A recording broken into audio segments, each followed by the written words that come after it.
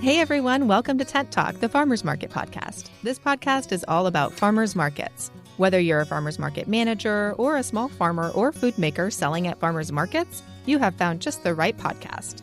I'm Kat Fields-White. And I'm Bridget Myers. We're longtime farmers market managers, educators, and consultants. Get ready to catch up on all things farmers market pros with us. Today we're chatting about engaging with your social media followers. The good ones and the annoying ones. The good, the bad, all of them. All of them. Today's episode of Tent Talk, the Farmers Market podcast, is supported by Tentcraft. Tentcraft is on a mission to help farmers market vendors ditch cheap canopies that fall apart after a season or two and invest in professional-grade tents. Attractive, branded tents that stand up to weather and constant use, stay looking good, and impress shoppers on market day. You can trust Tentcraft to manufacture the strongest custom canopy on the market, and since they're made right here in the U.S., you can often get a beautiful custom tent within days. To order your new tent, click the Tentcraft logo on the resource page at farmersmarketpros.com. Well, welcome back to Tent Talk, everybody. Today we are chatting about staying engaged with your social media followers and managing all kinds of comments and conversations. I love it when people comment. Yeah, it's great. I mean, it's a good place for folks to ask questions and, you know, say hooray and congrats. And it's just social media is mostly for the good, right? It's mostly for the good, right? And it's no fun when you're posting and you feel like you're just, shouting into the void. I mean, is anybody listening? Is anybody reading this? Is anyone listening? But when that is happening and maybe you're not getting a lot of engagement, it's still important to post because you want that history of posting up there. And some people are just social media kind of creepers and they're looking, but they're not liking and commenting, but they're still reading your posts. So I'm not sure creepers is they're creeping on you. Lurkers? I don't know. I hardly ever get spam messages that say, let us increase your creepers. We could get you more creepers. You want more lurkers on your page? Hire us. Oh, man. Well, yeah. So it's helpful. And I think if you're running a farmer's market, that is something people want to follow. It's interesting content. It applies to them because they're going back every week, hopefully. It's a business that they're patronizing for sure repeatedly. So it's something that they want to follow on social media. So it's just a good place for markets to be. Yeah, absolutely. Mm-hmm. So a lot of markets, you post a variety of things. Ideally, actually, that's what you should be doing. So, sometimes it's a great picture of produce and flowers, which will get a whole bunch of clicks. Mm-hmm. Sometimes it's an update on what's at the market that week. Sometimes it's a little bit more personal information, maybe about a farmer or vendor or your team members, something interesting that's going on with one of them. Somebody's opening a new business. Maybe somebody needs help. Mm-hmm. Just a history thing.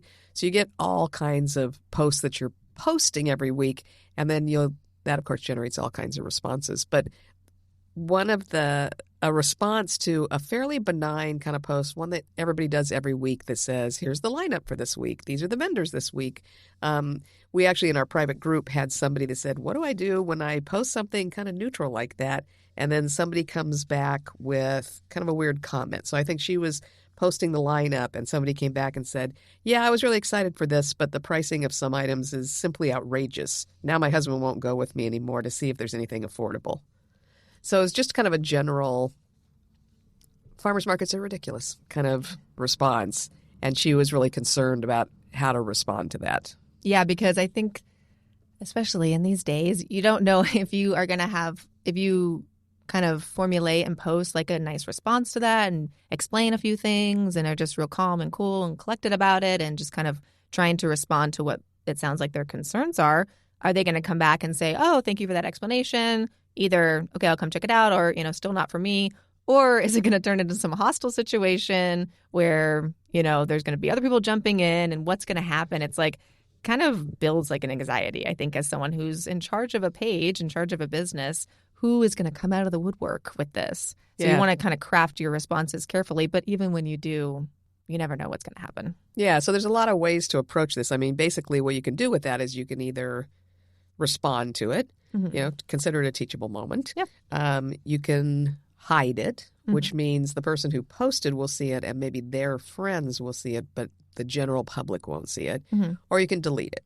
Yeah. So when you look at like best practices, we look at some of our branding partners and things, and they say best practices are to never delete a post or a comment because then it looks like you're hiding something. Yeah. That like you can't take it. Like you don't want honest input. And mostly that's true. Mostly we discourage people from deleting comments. Yeah, and mostly we don't delete comments. I have a practice of not deleting comments. I will respond to folks that are, airing some grievance on a post. We don't get a lot of it at our markets. We really don't. But we have, around COVID time, we got plenty, which I think all market managers can kind of remember, even though we're trying to black that out. But, once in a while, recently, Kat and I were just planning this episode, and I was like, well, I did delete a comment. She said, what? But recently, our market in Little Italy was voted the top 4 farmers market in the USA Today poll, which, whatever, we think all markets are wonderful. But it was really exciting. And it was like this big national coverage. And they did an article about it. And I shared it. And we got like thousands of likes and just so many people commenting all positive things like congratulations. I shop there every week. There was our old vendors that hadn't been with the market in a long time commenting like, oh, I have such fond memories. Like, what a wonderful market. You've done amazing work. Just positive, positive, positive. And then this one person commented, this market is meh at best. And I'm like, just very like, like what happened? She had a bad experience at our market or something. But I was like, first of all, like it's the largest market in San Diego County and like 20,000 people come there every week. So it's like, well, I don't think it's meh. It's probably not meh. Probably not meh. You could be a monster. It could be too busy. It could be overwhelming, but probably not meh. Yeah, meh. That was what really irked me is it was like not even a real bothersome thing about our market. Like it's really hard to park in Little Italy. That's a legit complaint.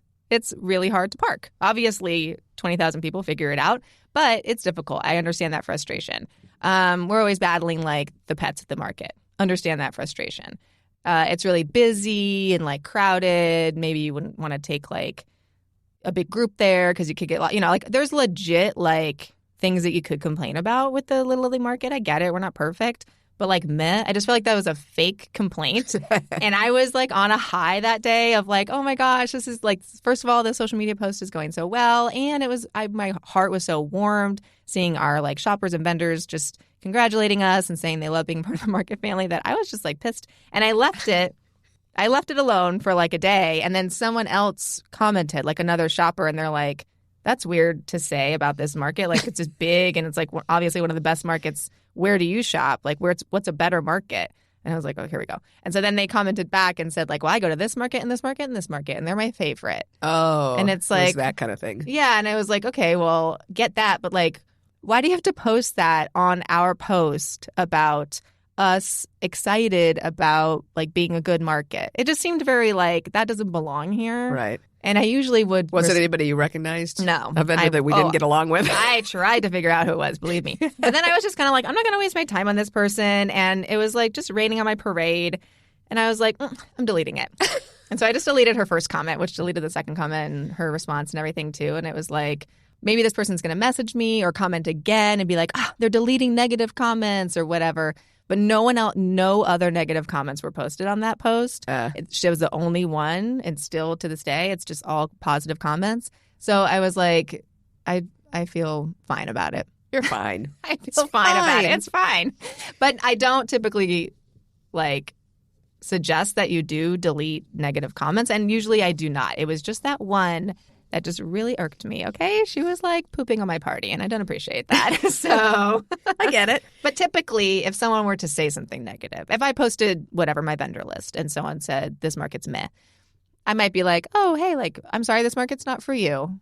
Or something like that. I wouldn't really be like, you better come. I would just say, oh, okay, I'm sorry that's not working out for you. Yeah, so in a different type of post, so that's one of the things that you have to take into consideration when deciding how to respond to that kind of a comment is what kind of a post is it on? Yeah. Obviously, this was a party. Yeah. Not just for you, but when you talk about like our former vendors and things, everybody was having a good time. So you don't want, even though it was awesome that another customer commented back, and that could have been an opportunity for a good conversation. Yeah. You don't want that conversation to hijack that particular post. That's what I felt like it was doing. It was more just like, because, people always read in the comment sections for like, the juice. And like, I do it too. Like you look at who's arguing, right? And I just didn't want people to do that. I wanted people to look at this post and look at all the joy that the market brings to people and kind of jump on the joy train as opposed to like, ooh, there's this fight happening in the comments. Right, It just wasn't the vibe. It wasn't. I didn't want to go there with that. So that was So on it. a different kind of post, that same comment, you know, you could, number one, I think that your decision to let it rest for a day was really good because that's not specific. So when you're looking at a negative post and deciding what to do with it, you want to look at a few things. Have they posted and provided a factual issue that you could respond to? Yeah. You know, did they say it's only 50% farmers? Yeah. You could come back and talk about numbers or things. Yeah. You know, they could say, I can never find a parking place there. And you could jump in and give them the location of the parking garage that gives everybody a good deal that day. Yeah. You know, so if it's a factual issue, that's a thing. If it's an opinion, that's a very vague opinion. It's vague. I would let it roast. You know? And it's a snarky opinion on top of that. So letting it rest for a day, that's awesome. The good thing about letting it rest is it gives another shopper a chance to do what yours did, which was pop in and say something positive about the market. Because it's great if somebody else can defend you. That looks even better than you trying to say, hey, wait a minute, I am too cute. You know? I'm not meh. I'm not meh. Like you sound offensive when you jump in like that. So it was nice that someone else jumped in, some other shopper I didn't recognize, but they were like, hey, for sure, what's up? This is a good market. Yeah. And then at that point, if it wasn't in the middle of a party, you know, I might respond something like, oh, what would make the market better for you? Yeah. You know, so find out what she means by meh. I mean, what's meh? And you're right. Meh is like a weird word for that particular market. It's a big market. It's obviously meh is like, oh, that just doesn't make me respond in any way. Clearly, that market makes people respond one way or another. So might give her an opportunity to say, you know, what would make this market better for you? And maybe she'd have some suggestions that would be good or something that other people could play off of. Yeah. But yeah, fair enough to not want to sidetrack a whole happy celebration moment to get into that. Absolutely. And then, I just feel like that's our kind of approach anytime we get a comment like that is just to be like, oh, like, how can we make it better? Like, you don't like this thing. Is there something we can do? Because sometimes there really is. Sometimes somebody is going to comment something about your market that you don't really recognize, or you recognize but you don't think it's a big enough problem to really focus, like prioritize. But then if they're saying, hey, like this would really help if you did this and this, it's like, okay, like that's something I can do. We can make this little change, or we can take a different approach, and that would be helpful. Sure. Yeah, it could be a teachable moment for us too. For sure. Yeah. Yeah. And then that story, that USA Today article was posted on like other like magazines and marketing places on Facebook that were just like sharing it like, oh, Little Italy. And there were people in those comment sections, mostly celebratory. No one like super negative, but some people were like, oh, like actually this market's my favorite. And so I would go on there and comment as the market, like signed in as the market page and say, oh, we love that market so much. Really, we think our market's great too. But when it comes down to it, shopping local at a farmer's market is the best thing to do. And whatever market that you shop at regularly and whatever farmers you support, that's the best. Right. Like no single market is the best. The best is when everyone's shopping at farmers markets. For sure. Yeah. And then the guy replied back and he was like, yeah, that's true. We love farmers markets. They're so great. So it was like, Exactly. Yeah. Yeah. Take the edge off a little. Yeah. So it might have been easier to respond to that person if they'd said, oh, I like this market better. Yeah. That's awesome. Great. The market closest to you is the best market in America. Exactly. Go. Yeah. Yeah. So I think responding to those kind of things makes sense rather than just, well, certainly better than deleting them. Yeah. I would leave them up there so at least somebody else has a chance to say, the ones that are tough to respond to is the ones that are less specific. Yeah. So kind of like that. Mm-hmm. And also just people that come on and say, you're posting something happy about what's coming up at the market this week, and they get on and say, farmers markets suck. They're just an elite place to shop. Yeah. And then they just leave it at that with nothing to respond to. Mm-hmm. So then it's really tempting to either ignore it or hide it or delete it because it's going to be such a long conversation to say, what makes you think so? Or can you?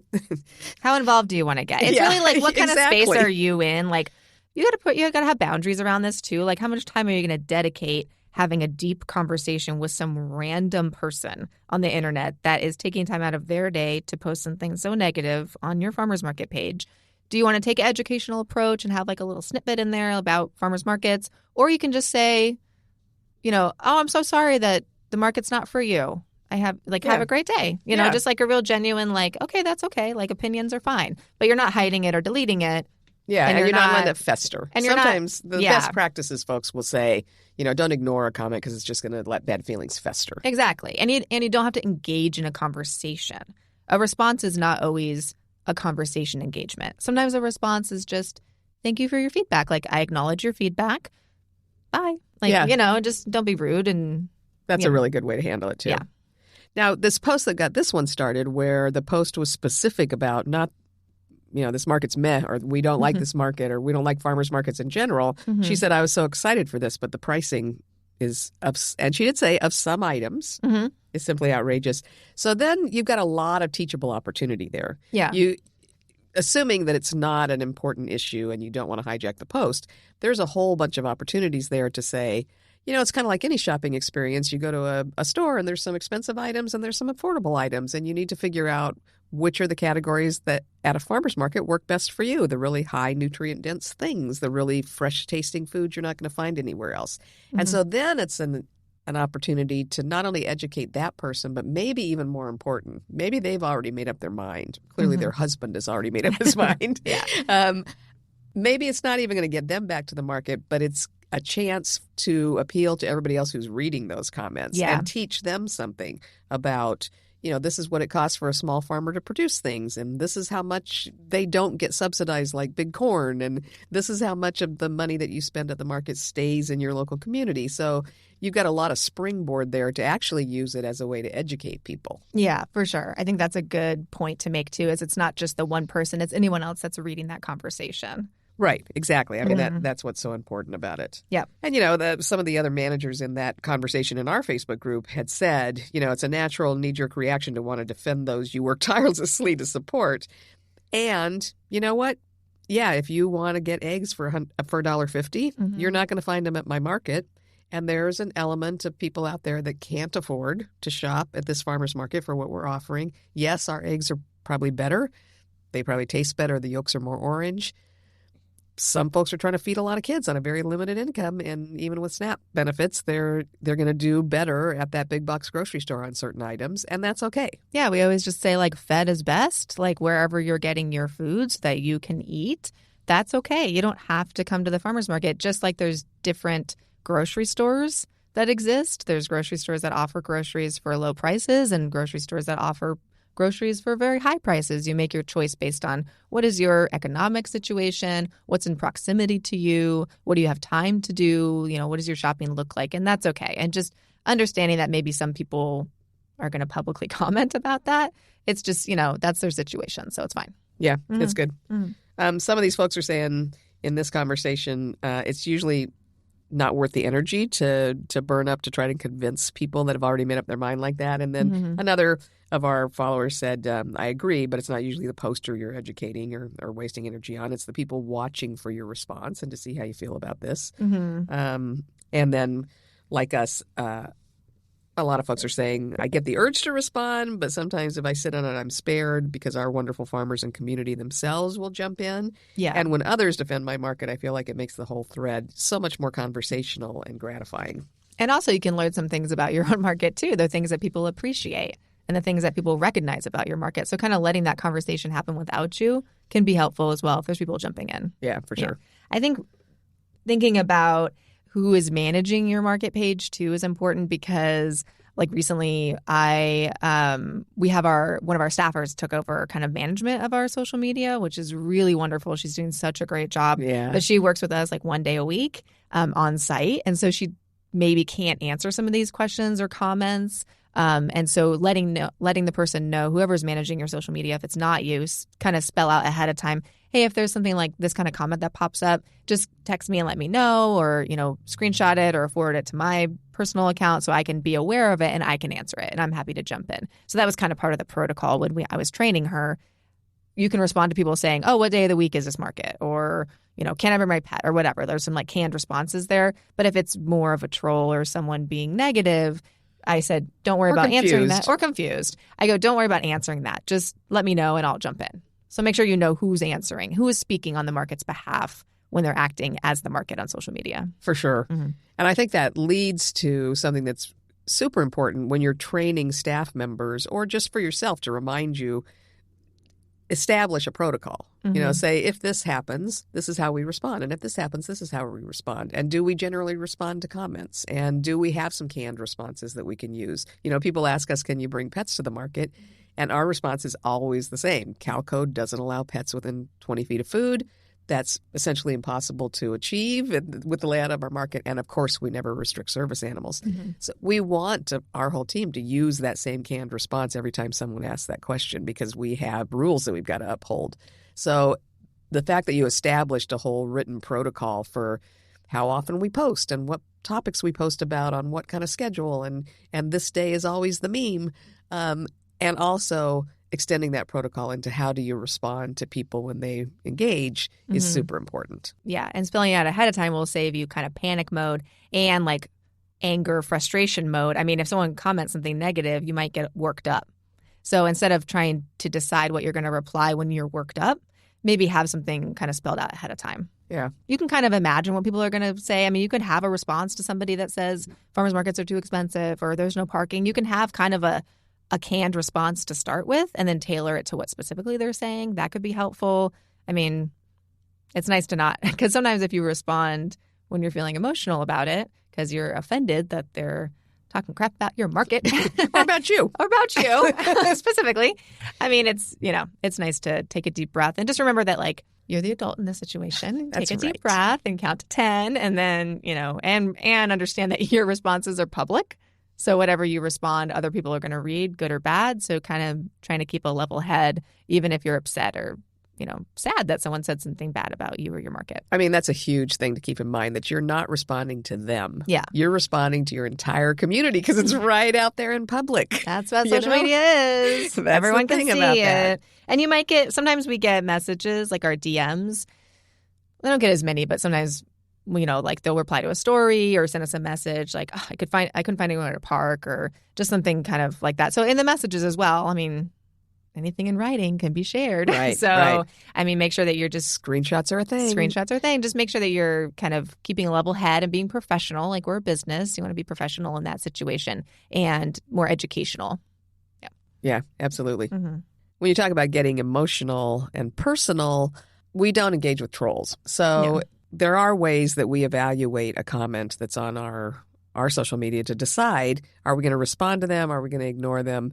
Are we going to delete it? Yeah. And so if people are posting things that are obscene, honestly, if they're using language, if somebody's, says, oh, this is a piece of shit or whatever, but it's in the context of an overall reasonable comment, we're not going to delete it for that. But if people go off with cursing and things or calling names or saying anything racist or misogynistic, we're going to delete that comment. We're not playing with those kind of folks. Mm-hmm. Do you check to see who's posting?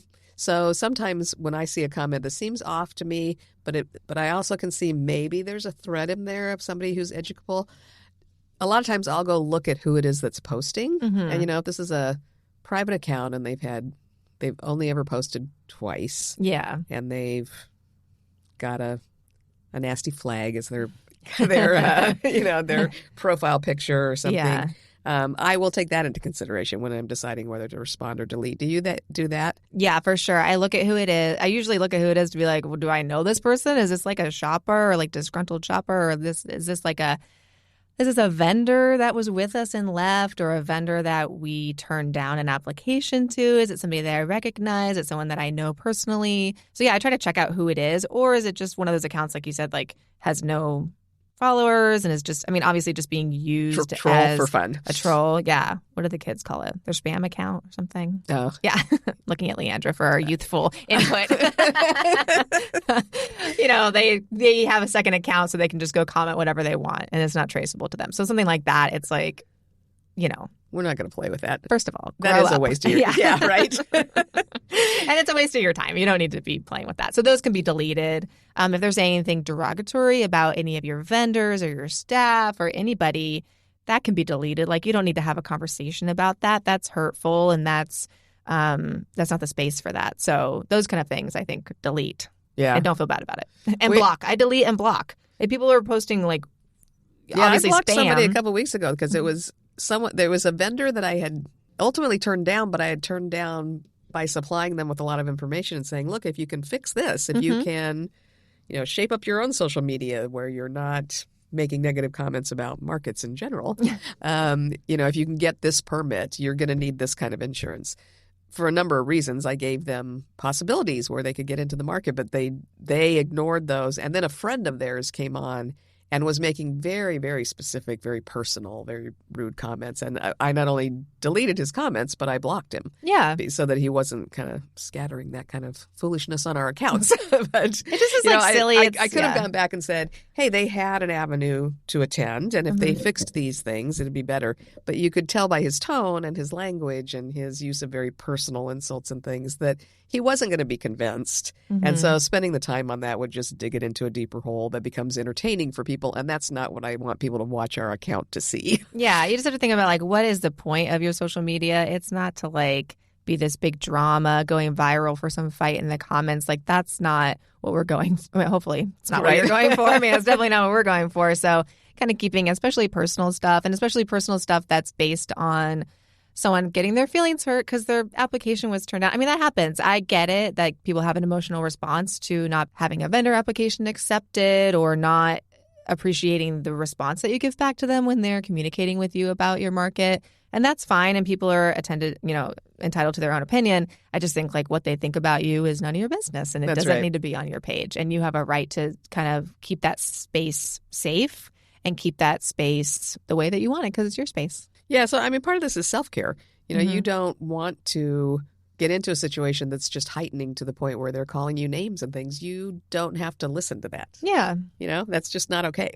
It's just because you have a public page and you have a public facing business does not mean that anyone can say anything they want. That's just what it is. And you just have to kind of understand that some people are going to act that way no matter what. And you just let them, they can just let them be, just block them and they'll just be that way in a different space. Yeah, they can talk to somebody else in that tone. Yeah. But don't feel like you have to leave everything up there just because you're a public facing business. You really do not. It's social media. If someone wants to come to the market and have a discussion with you about something, it's probably going to be a lot less kind of fired up way. I mean, like, say it to my face.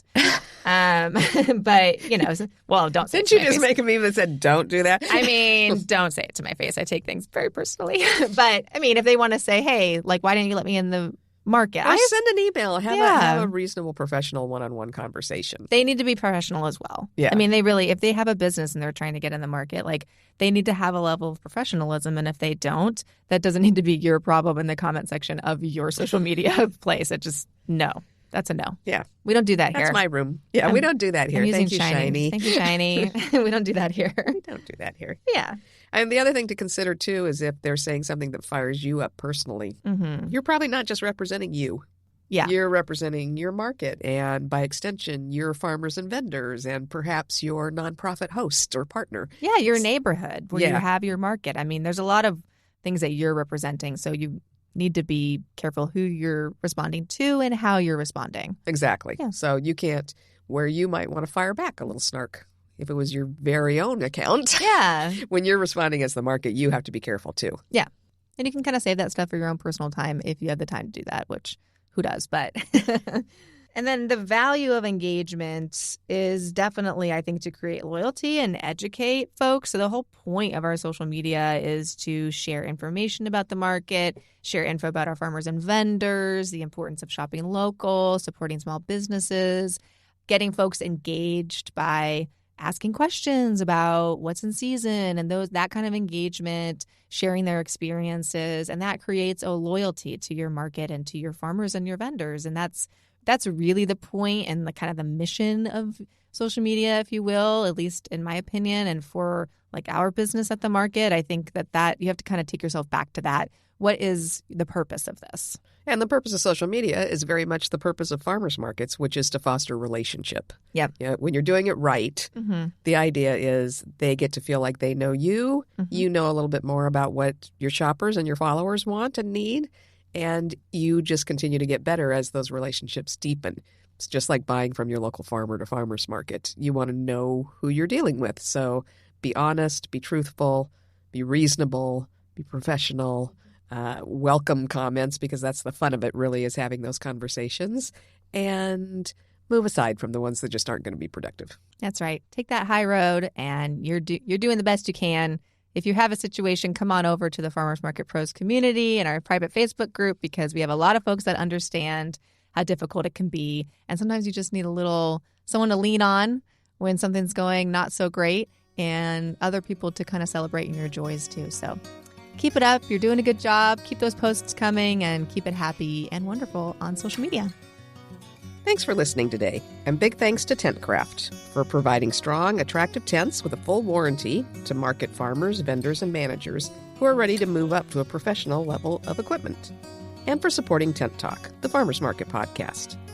To order your tent and have it delivered straight from the manufacturer in Michigan within days, click the TentCraft logo on the resource page at farmersmarketpros.com. To find more suppliers of tools to support your market and make your job easier, register today to meet those folks in the Resource Lounge when you attend InTents, the National Farmers Market Conference, March 4th through 6th, 2024 in San Diego. Click Register Today on the homepage at farmersmarketpros.com to join us.